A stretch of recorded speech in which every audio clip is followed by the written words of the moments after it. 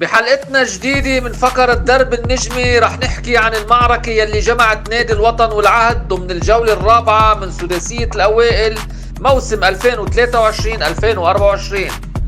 على أرض ملعب جوني تعادلوا أبطال نجمتنا الغالية مع خصمهم بمواجهة كانت نجموية بامتياز بكل شيء، إلا أنه التعادل كان النتيجة الغير عادلة بهالمباراة.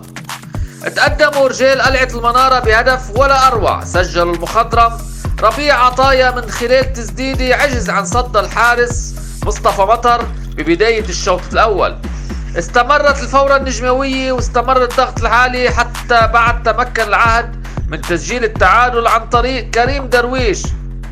الأداء كان مميز واللمحات التكتيكية كانت واضحة، بالإضافة للروح الإيطالية المتألقة يلي لعبوا فيها جنود الكتيبة النجموية. انحرمنا من هدف ألغاه الحكم وبقيت حوله علامات الاستفهام وضيعنا فرص كتيرة. كل الشكر للشباب يلي كانوا قد المواجهة، والتحية الكبيرة للجهاز الفني الجديد يلي حقق نقلة نوعية بكل شيء على أرض الملعب. أما الجمهور فالتشجيع المستمر طوال فترة اللقاء كان مشهد متميز جدا وحافز أساسي. ملتقانا الأسبوع الجاي مع حلقة الديربي من درب النجمي، وإن شاء الله مع انتصار جديد نتلاقى. إلى اللقاء.